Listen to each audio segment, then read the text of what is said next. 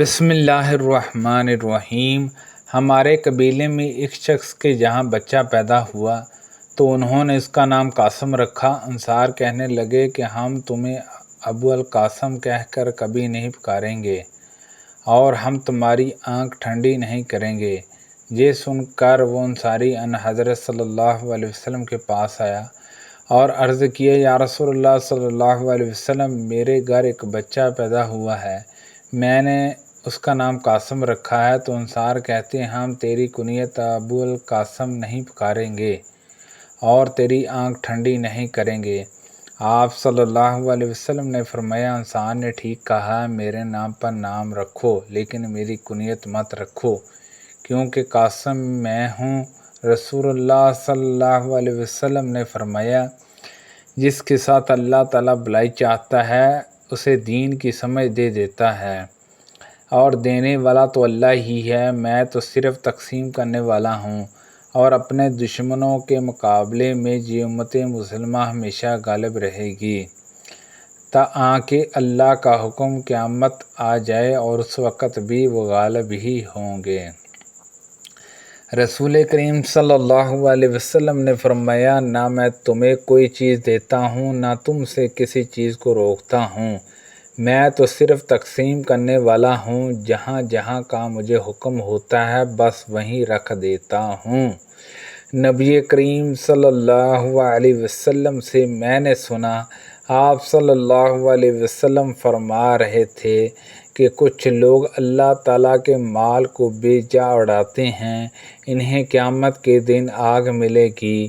نبی کریم صلی اللہ علیہ وسلم نے فرمایا، گھوڑوں کی پیشانیوں سے قیامت تک خیر و برکت آخرت میں اور غنیمت دنیا میں بندھی ہوئی ہے۔ رسول اللہ صلی اللہ علیہ وسلم نے فرمایا، جب کسریٰ مر جائے گا تو اس کے بعد کوئی کسریٰ پیدا نہ ہوگا، اور جب کسریٰ مر جائے گا تو اس کے بعد کوئی کسریٰ پیدا نہ ہوگا، اور اس ذات کی قسم جس کے ہاتھ میں میری جان ہے، تم لوگ ان دونوں کے خزانوں کے اللہ کے راستے میں خرچ کرو گے۔ رسول اللہ صلی اللہ علیہ وسلم نے فرمایا، میرے لیے مراد امت ہے، غنیمت کے مال حلال کیے گئے ہیں۔ رسول کریم صلی اللہ علیہ وسلم نے فرمایا، جو اللہ کے راستے میں جہاد کرے، جہاد ہی کی نیت سے نکلے، اللہ کے کلام اس کے وعدے کو سچا جان کر، تو اللہ اس کا ضامن ہے، جہاں تو اللہ تعالیٰ اس کو شہید کر کے جنت میں لے جائے گا، جہاں اس کو ثواب اور غنیمت کا مال دلا کر اس کے گھر لوٹا لائے گا۔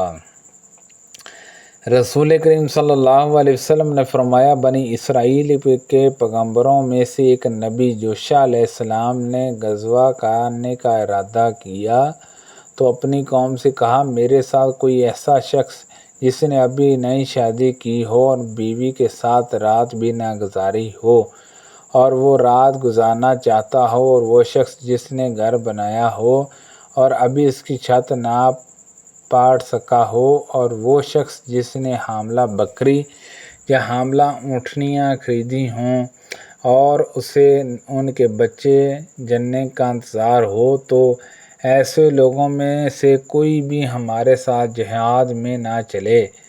پھر انہوں نے جہاد کیا، اور جب اس آبادی الجاح سے قریب ہوئے تو عصر کا وقت ہو گیا۔ جہاں اس کے قریب وقت ہوا، انہوں نے سورج سے فرمایا کہ تو ابھی خدا کا تابع فرمان ہے اور میں بھی اس کا تابع فرمان ہوں، اے اللہ ہمارے لیے اسے اپنی جگہ پر روک دے۔ چنانچہ سورج رک گیا جہاں تک کہ اللہ تعالیٰ نے انہیں فتح عنایت فرمائی۔ سبحان اللہ عز و جل۔ پھر انہوں نے اموال غنیمت کو جمع کیا اور آگ اسے جلانے کے لیے آئی لیکن جلا نہ سکی۔ اس نبی نے فرمایا کہ تم میں سے کسی نے مال غنیمت میں چوری کی ہے، اس لیے ہر قبیلے کا ایک آدمی آ کر میرے ہاتھ پر بیعت کرے۔ جب بیعت کرنے لگے تو ایک قبیلے کے شخص کا ہاتھ ان کے ہاتھ سے چمٹ گیا۔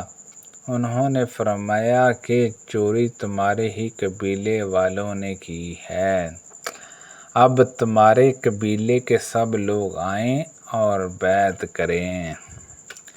چنانچہ اس قبیلے کے 2-3 آدمیوں کا ہاتھ اسی طرح ان کے ہاتھ سے چمٹ گیا تو آپ نے فرمایا کہ چوری تمہیں لوگوں نے کی ہے۔ آخر چوری مان لی گئی اور وہ لوگ گائے کے سر کی طرح سونے کا ایک سر لائے جو غنیمت میں سے چرا لیا گیا تھا اور اسے مال غنیمت میں رکھ دیا۔ تب آگ آئی اور اسے جلا گئی۔ پھر غنیمت اللہ تعالیٰ نے ہمارے لیے جائز قرار دی، ہماری کمزوری اور عاجزی کو دیکھا، اس لیے ہمارے واسطے حلال قرار دے دی۔ حضرت عمر رضی اللہ عنہ نے فرمایا اگر مسلمانوں کی آنے والی نسلوں کا خیال نہ ہوتا تو جو شہر بھی فتح ہوتا میں اسے فاتحوں میں اسی طرح تقسیم کر دیا کرتا جس طرح نبی کریم صلی اللہ علیہ وسلم نے خیبر کی تقسیم کی تھی۔ سبحان اللہ عز و جل۔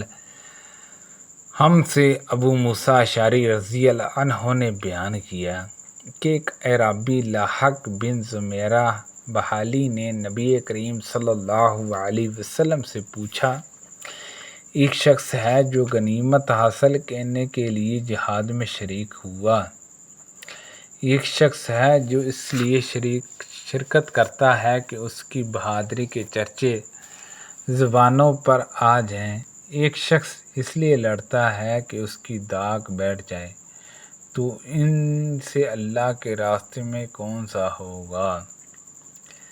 ان حضرت صلی اللہ علیہ وسلم نے فرمایا جو شخص جنگ میں شرکت اس لیے کرے تاکہ اللہ کا کلمہ دین ہی بلند رہے، فقط وہی اللہ کے راستے میں جہاد کرتا ہے۔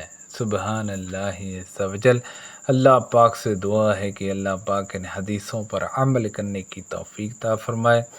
اللہ پاک ہم سب کو صحت و تندرستی عطا فرمائے، صدقہ جاریہ سے دوسرے لوگوں تک زیادہ سے زیادہ شیئر کیجیے، آمین بجاہ النبی الامین صلی اللہ علیہ وسلم۔